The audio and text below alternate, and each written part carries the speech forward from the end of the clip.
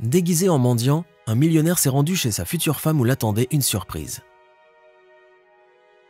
Pour ses amis, Jacob Green a toujours été le professeur. Le jeune homme ne trouvait rien d'offensant à ce sobriquet car il avait effectivement eu la chance d'étudier dans l'une des meilleures universités du pays. En outre, les parents de Jacob, Deborah et Austin Green, s'étaient eux-mêmes consacrés à la recherche scientifique avant de se lancer en affaires et d'y connaître le succès. Et alors qu'il n'avait que 35 ans, il avait déjà réussi à gagner leur premier million. Et c'est aussi à peu près à la même époque qu'est né Jacob, comblant ainsi ses parents en ajoutant le bonheur familial à leur succès en affaires. Bien qu'il ait été entouré de luxe et de richesse dès son plus jeune âge, le garçon a grandi pour devenir un homme simple et sans prétention. Cela s'explique en partie par le fait que la nourrice de Jacob lui inculqua très tôt le respect des gens, indépendamment de leur situation financière ou de leur statut social. Grâce à son instruction de haut niveau, Jacob trouva rapidement sa place dans l'entreprise de son père pour finalement devenir son successeur et en prendre les rênes. Pendant son temps libre, le jeune homme d'affaires s'impliquait dans diverses actions caritatives, venant en aide financièrement à des orphelinats et à des centres de soutien aux personnes en difficulté. Malgré la réussite de Jacob, ses parents étaient très préoccupés par l'absence de vie familiale de leur fils. « Jacob, nous ne sommes plus tout jeunes et nous aimerions avoir des petits-enfants. Toi et ton travail semblaient nous priver de cette possibilité », se plaignit un jour Madame Green auprès de son fils. « Maman, ne t'inquiète pas, j'ai encore tout le temps de me marier. Je suis encore jeune », lui répondit Jacob en baissant les yeux car il n'aimait pas cette conversation. Bien sûr, à l'université, il avait eu de nombreuses petites amies, mais à ses yeux, aucune d'entre elles ne convenait au rôle d'épouse. Comme Jacob écoutait ses parents, après ce genre de discussion avec sa mère, il lui arrivait de ramener à la maison de jeunes femmes qu'il connaissait ou avec lesquelles il avait une relation quelconque. C'était en quelque sorte pour elle des auditions, car Jacob espérait que ses parents l'aideraient à faire un choix. Mais il était difficile de satisfaire les Green, car les candidates que Jacob leur présentait n'étaient pas suffisamment instruites pour eux, ou encore avaient été élevées selon des traditions qui ne leur convenaient pas. Malgré tous les refus, Jacob ne se décourageait pas et continuait à espérer rencontrer un jour une femme qui lui plairait et plairait aussi à ses parents. Cependant, le temps passait et Jacob était toujours seul. Un jour, alors que le jeune homme était sorti avec des amis dans un restaurant, il se souvint au milieu de la soirée qu'il avait oublié son téléphone portable dans la poche de son manteau laissé au vestiaire. Après l'avoir récupéré, il s'apprêtait à retourner dans le hall lorsqu'il entra en collision avec une charmante inconnue. « Oh, je suis désolé, je suis si maladroite », murmura la jeune femme visiblement embarrassée. « C'est ma faute, j'aurais dû faire plus attention », répondit Jacob en touchant doucement le bras de l'inconnue. Les jeunes gens se regardèrent une seconde, puis rirent à l'unisson. Et Jacob, désireux de se racheter, lui proposa d'échanger leur numéro de téléphone afin de se retrouver un jour pour dîner dans un café ou dans un restaurant. La jeune femme sourit et accepta immédiatement. Et le reste de la soirée, Jacob ne pensa plus qu'à elle. Il répondait aux questions de ses amis avec un vague sourire, ce qui témoignait clairement du fait que son esprit était ailleurs. De retour chez lui, Jacob alla se coucher, en repensant encore une fois à sa rencontre impromptue avec cette charmante jeune femme. Et le lendemain, après avoir lutté pour attendre jusqu'à midi, le jeune homme appela le numéro que lui avait laissé l'inconnu et l'invita à l'accompagner dans un café. Par sa conversation, Jacob, qui s'était présenté au rendez-vous avec un énorme bouquet de roses à la main, captiva immédiatement la jeune femme. Celle-ci, qui se prénommait Charlotte, était comme Jacob, issue d'une famille aisée. Au cours de leur agréable conversation, Charlotte révéla qu'elle avait étudié à Londres et qu'elle avait passé plusieurs années au Royaume-Uni. Et lorsque Jacob apprit que pendant son temps libre, elle s'occupait également d'œuvres caritatives, il était déjà prêt à la porter dans ses bras. La soirée fila à toute allure quand vint le moment de se séparer. Jacob proposa à Charlotte de la raccompagner.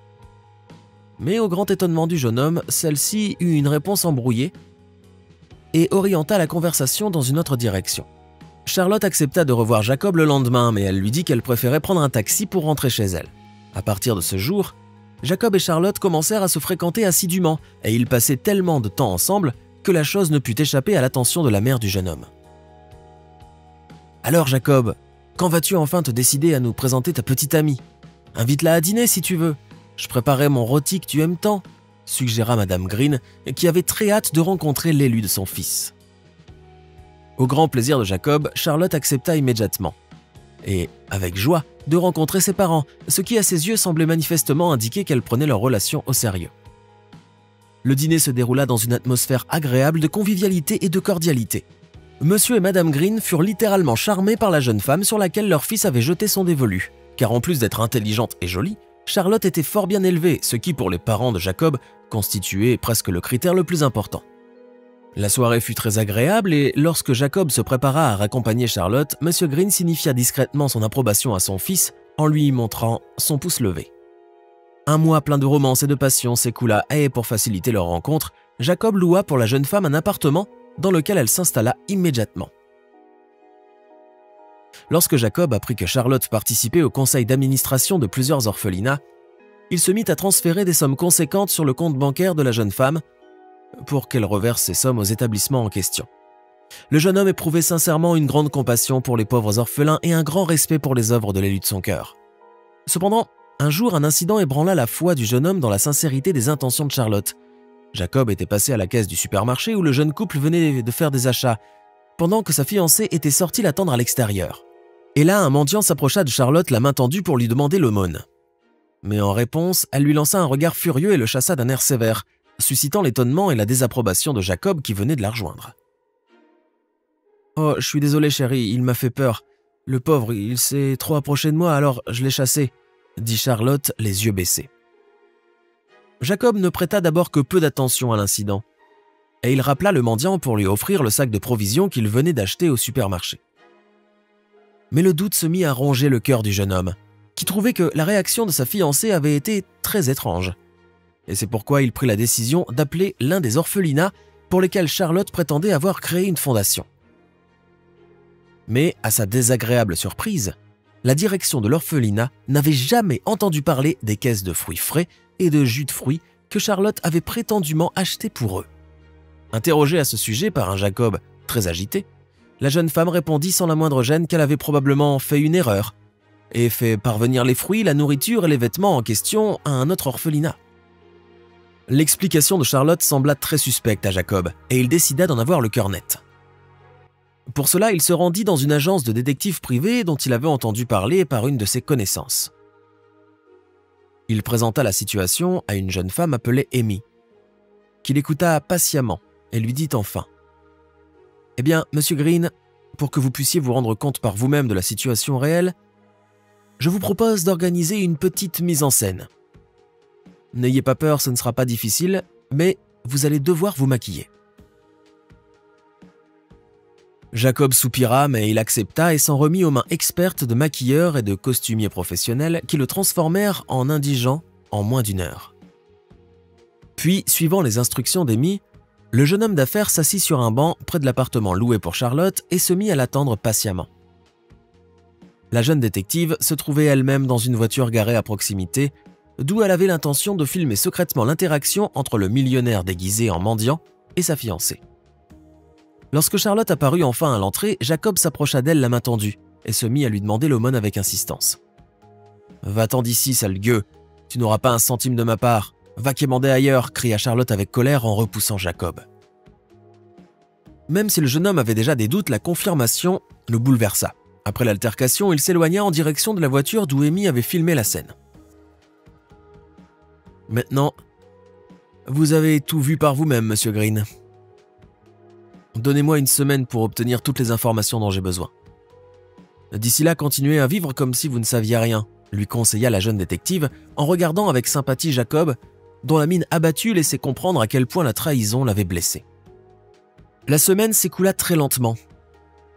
Lorsque Amy eut enfin étalé le dossier concernant Charlotte devant Jacob, celui-ci n'en pouvait déjà plus d'attendre pour connaître la vérité.